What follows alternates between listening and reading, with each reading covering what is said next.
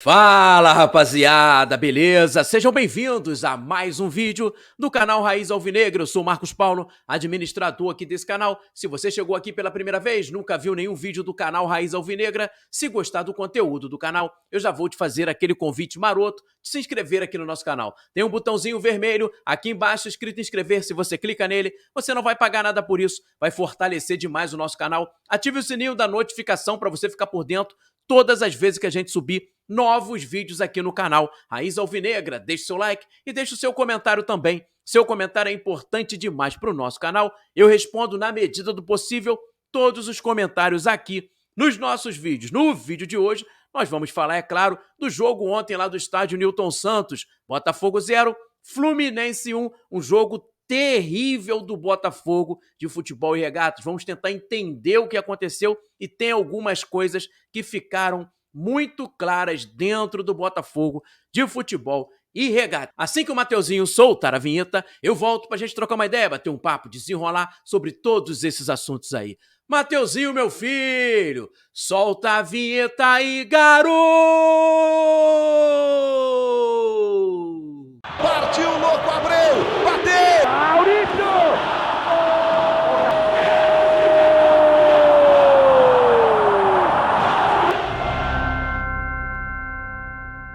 E a primeira bola que eu vou levantar para a gente trocar uma ideia, bater um papo, desenrolar, como a gente sempre faz todos os dias aqui no canal Raiz Alvinegra, para falar da derrota ontem, lá no estádio Newton Santos, meu irmão.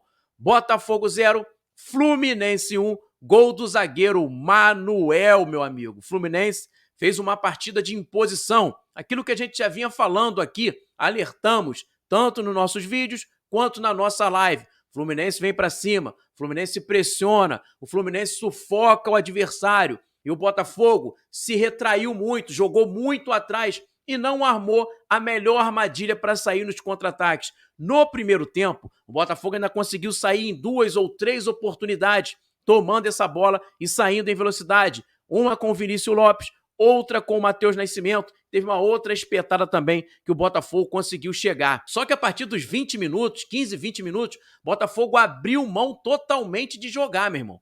Botafogo abriu mão, não jogou mais, entregou o jogo para o Fluminense, ficou todo atrás, só se defendendo o tempo todo. Uma estratégia, na minha opinião, totalmente errada, porque se você quer se defender, você está com muitos desfalques, não tem condições de você enfrentar um time que já está montado há algum tempo, um time que já tem um entrosamento, que já tem um entendimento de jogo do seu treinador, e você quer se defender para sair em contra-ataque, você tem que se posicionar para que esses contra-ataques aconteçam. Não adianta você ficar só lá atrás se defendendo e não sair para dar um susto, e não sair no contra-ataque para chegar no ataque adversário, dar um susto, colocar o goleiro do adversário para trabalhar. E o Botafogo parece que fez isso. Vamos ficar todo mundo aqui se defendendo, vamos jogar para empatar esse jogo, porque nós estamos desfalcados. Na verdade, o Botafogo teve uma postura covarde. Não é que os jogadores foram covardes. A postura de jogo, a forma de jogar ontem, foi uma forma de jogar covarde. Em nenhum momento foi para cima, encarou o Fluminense. Então, como eu acabei de falar agora, se você vai jogar recuado, você tem que montar uma estratégia para sair no seu contra-ataque. Você tem que colocar jogadores no qual, quando a gente tomar essa bola, a gente encontra os espaços que o Fluminense dá. O Fluminense estava dando espaços para o Botafogo no primeiro tempo e o Botafogo não conseguiu aproveitar. O segundo tempo, então, não vou nem falar, porque o Fluminense tomou conta do jogo. O Botafogo foi no ataque uma única vez, numa saída rápida no lançamento do Tietê por Saravia, que cruzou essa bola para o meio da área errado. A bola era por baixo, ele cruzou por cima e o Erisson ainda tentou cabecear e não conseguiu. Então o Botafogo não quis jogar e o Botafogo não usou uma estratégia para poder se defender, porque até para se defender você precisa criar uma estratégia para também atacar, porque ninguém aguenta 90 minutos, 100 minutos sendo sufocado o tempo todo. O Botafogo não conseguia ficar com a bola no pé, o Botafogo não trocava 3 passes, a bola batia e voltava pro Fluminense, batia e voltava pro Fluminense. Uma hora ia sair o gol. Uma hora ia sair o gol do Fluminense. O Fluminense ficou muito com a bola no pé. Não agrediu tanto o gol do Botafogo, sejamos sinceros. Não agrediu tanto. O Gatito Fernandes não fez uma defesa. Qual foi a defesa que o Gatito Fernandes fez no jogo? Ah, o Fábio não fez defesas, mas o Gatito Fernandes também não fez defesas. Por quê? Porque o Fluminense rodou a bola de um lado para o outro, tentando achar um espaço e a zaga do Botafogo, muito bem postada, fechou os espaços. Só que o Botafogo tinha que agredir também, porque você também se defende atacando. Então o Botafogo abriu mão. Quem errou na estratégia foi o Luiz Castro, que colocou um time em campo para se defender, mas não criou oportunidades e situações para sair nesse contra-ataque. Ontem a gente sentiu muita falta do nosso meio-campo. A gente sabe muito bem que jogo de futebol é decidido no meio-campo. O meio-campo é o elo que te liga ao ataque e que te protege na defesa. E se o meio-campo não funciona, praticamente o seu time não vai funcionar. E ontem a gente perdeu nossos 3 principais jogadores do meio-campo.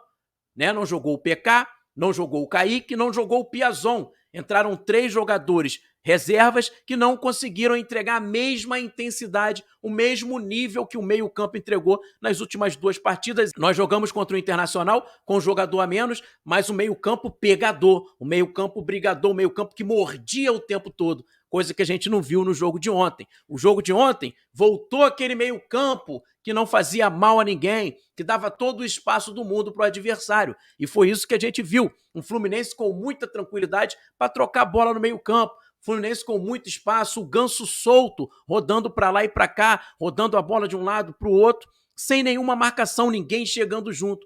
Então ontem a gente perdeu praticamente o jogo porque nós não tivemos meio-campo. E aí também o nosso ataque estava inoperante, porque na minha opinião, não sei na opinião de vocês, foi um erro a entrada do Herisson no time do Botafogo. Não era para ter tirado o Matheus Nascimento. O Herisson entrou machucado.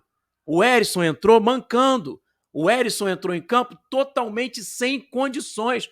Então, como você vai botar em campo um jogador que não tem condições? Como você vai botar em campo um jogador que não está bem fisicamente? Principalmente um jogador como o Herisson, que precisa estar 100% fisicamente para conseguir entregar, porque ele é muito mais força, disposição, garra, luta, entrega do que técnica. Então, se o cara não está bem 100%, ele não vai conseguir entregar. E foi isso que aconteceu. O Herisson foi um jogador inoperante no time do Botafogo, mas foi culpa do Herisson? Não. Foi culpa de quem colocou o Herisson em campo sem condições nenhuma de jogo. Então era para ter mantido o Matheus Nascimento, colocaria o Jefinho no lugar do Chay, colocaria um ataque mais leve com o Jefinho, Matheus Nascimento e o próprio Vinícius Lopes. Aí você bota um homem no meio de campo para quando pegar essa bola, acionar esses jogadores em profundidade, criar oportunidades para que esse meio campo consiga sair rápido. Mas o Botafogo não fez isso em momento nenhum. O Botafogo não fez essas ligações de velocidade em momento nenhum. O Jefinho, quando entrou no segundo tempo, ainda conseguiu fazer algumas jogadas, tentou alguma coisa, mostrou para o torcedor botafoguense, para o próprio técnico, que pode ser útil, pode receber mais oportunidades, pode receber mais minutagens. O Chay, inoperante o tempo todo, não consegue jogar. Ficou bem claro ontem, rapaziada, o seguinte: precisamos de jogadores para reforçar esse time. Eu vou chamar a atenção de uma coisa aqui para vocês e ver se você me dá razão ou não me dá. Jogo contra o Internacional. Perdemos um jogador com 5 minutos, 7 minutos de jogo. Felipe Sampaio foi expulso. A gente ficou com um placar de 2-0 contra o Botafogo. E a gente foi buscar esse resultado, né? O time se desgastou muito. O time se entregou muito. O time lutou pra caramba. O nosso meio-campo com Lucas Piazon, PK e o próprio Kaique se entregaram a partida toda. Por quê? O Botafogo só foi fazer a primeira substituição com 41 minutos do segundo tempo, já que o time correu o tempo todo, praticamente o jogo todo, com um jogador a menos e atrás do marcador. Por que que só foi feita substituição aos 41 minutos do segundo tempo? Por que que só lá o Botafogo foi mexer? Porque no banco de reservas não tem peças que passam essa credibilidade de você mudar a equipe e manter o mesmo nível. Os jogadores que estão no banco de reservas, hoje, não conseguem manter o nível daquele time que fez os últimos 2 jogos contra o São Paulo e contra o Internacional. Por isso que o Botafogo preferiu sacrificar, sugar o máximo dos jogadores dentro de campo do que fazer substituições antes, porque você tornaria o time mais fraco. As substituições, os jogadores que tem no banco de reservas do Botafogo, não melhoram o time ou não estão mantendo o time no mesmo nível. Elas estão fazendo o time cair de produção. Então é por isso que essas substituições não estão acontecendo principalmente no nosso meio-campo. Principalmente no nosso meio-campo, que é o principal setor de um time de futebol. Então tá muito claro, precisamos reforçar esse time, precisa chegar jogadores para esse meio-campo, precisamos aí de uns 3 volantes de qualidade, porque os que tem no banco de reservas não conseguem entregar. Tietê não consegue entregar, Del Piage ainda é muito novo. Luiz Oyama, a gente tem que aguardar um pouco para ver o que ele vai fazer nesse meio-campo, mas a gente precisa de um jogador que, quando o Kaique não entre, a gente tem esse jogador com essa imposição física dentro de campo, e a gente não tem um jogador desse no meio-campo. Hoje o Kaique é titular absoluto desse time do Botafogo. E qual é o jogador que tem uma imposição física dentro do nosso elenco como o Kaique tem? Nós não temos. Hoje o PK, com todas as suas limitações, com tudo aquilo que a gente sabe que ele está devagar, parece que está fora de forma, que ele é titular absoluto desse time do Botafogo. Quem acompanha aqui o canal Raiz Alvinegra sabe que eu já trouxe lances do Piazon, lances do Hugo, e o Hugo fazendo tabelas com o Piazon, se apresentando para receber essa bola. No jogo de ontem contra o Fluminense, qual foi a vez que você viu o Chay encostar no Hugo para fazer uma tabela com o Hugo?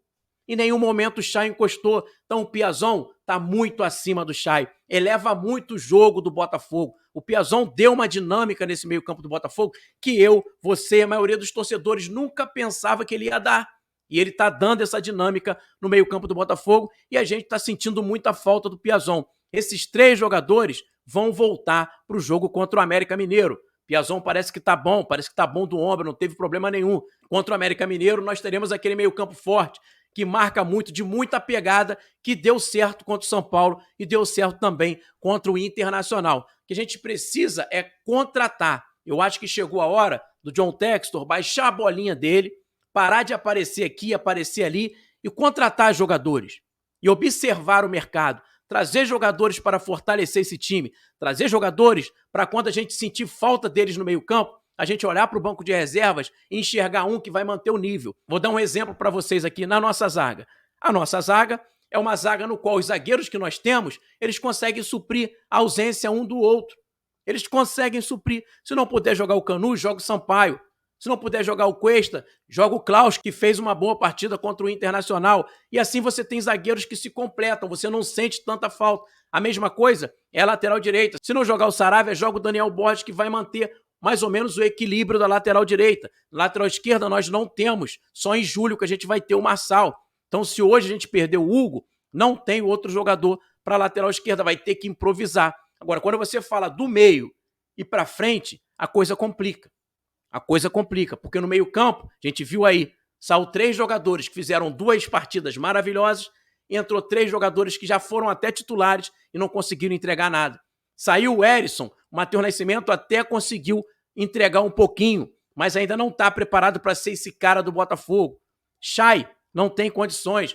Vinícius Lopes é um bom jogador, tem jogado bem. Ontem se comprometeu muito em marcou muito. No ataque foi inoperante, até porque o Botafogo abriu mão de atacar. O Botafogo não foi para o ataque, mas marcou muito. Mas ele não é o titular do Botafogo, Vinícius Lopes. Vinícius Lopes está jogando porque os jogadores estão machucados.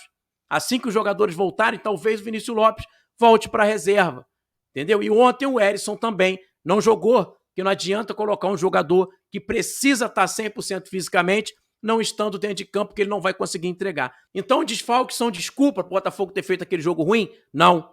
Os desfalques enfraqueceram o time do Botafogo, mas uma estratégia mais correta ontem poderia fazer com que o Botafogo, no mínimo, levasse mais perigo ao gol do Fluminense. A gente não pode jogar dentro da nossa casa com 29 mil torcedores dentro do nosso estádio e não agredir o adversário, independentemente de desfalques, irmãos. Independentemente de desfalques. A gente não pode fazer isso.